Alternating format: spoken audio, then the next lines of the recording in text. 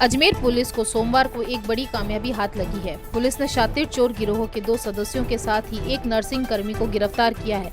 दोनों चोर पहले कार का साइलेंसर चोरी करते हैं और फिर उसमें से पदार्थ को निकाल कर नर्सिंग कर्मी को बेच देते हैं, जिसके बाद नर्सिंग कर्मी उसे रिसाइकिल कर दुगने दामों में आगे बेचता था। पुलिस ने आरोपियों से 2 मारुति इको कार के 1,20,000 कीमत के साइलेंसर और 3 लाख कीमत की 15 किलो पदार्थ बरामद की है। क्रिश्चियनगंज थाना पुलिस तीनों आरोपियों से पूछताछ में जुटी है। दिनांक 7/10/22 को थाना क्रिश्चियनगंज पे परिवादी महेंद्र रोचवानी ने उपस्थित होकर रिपोर्ट पेश की। उसके पास इको गाड़ी है मारुति की, जो वैन टाइप की गाड़ी आती है, उसका किसी ने साइलेंसर निकाल दिया। सुबह जब गाड़ी स्टार्ट नहीं हुई तो थाना आजा पे उसका मुकदमा दर्ज किया गया। साइलेंसर चूँकि गाड़ी का इम्पोर्टेंट पार्ट होता है, 2-3 ऐसी वारदात पहले भी हो चुकी है, तो श्रीमान एसपी साहब ने, एडिशनल एसपी साहब सांगवान साहब ने इसको सीरियस लिया गया कि ये कहने को ये छोटी चोरी की वारदात है, लेकिन शहर में काफ़ी हो रही थी। तो मेरी थाना आजा की स्पेशल टीम ने, थाना आजा ने साथ में कामकाज किया और इसको डेवलप किया।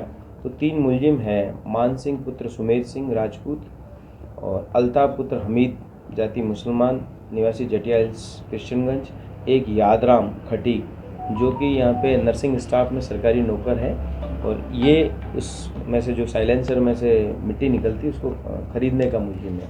इन तीनों को थाना आजा पे गिरफ्तार किया गया।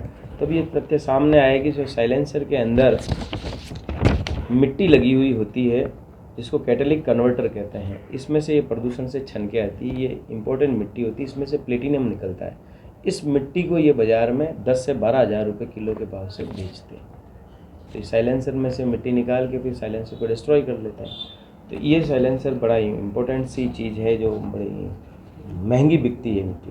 तो ये जो उसका ख़रीदार है वो यादराम, उसे भी गिरफ्तार किया गया है। 2 मुलजिम हैं, मान सिंह और अल्ताफ, उन्हें भी गिरफ्तार किया गया। इन्होंने 3 वारदातें कबूली है, 2 मेरे थाना क्षेत्र की, एक सिविल लाइन थाना क्षेत्र से इन्होंने साइलेंसर चोरी किया गया था। और जो यादराम है खरीदार, उससे 15 किलो मिट्टी भी बरामद की गई। अच्छा, तो इनका बैकग्राउंड क्या है? बैकग्राउंड में ये दोनों मान सिंह और अल्ताफ है, ये तो सर्विस सेंटर का ही कामकाज करते हैं, गाड़ियों की सर्विस करते हैं, इसलिए इनको जानकारी थी कि ये चीज़ बिकती है।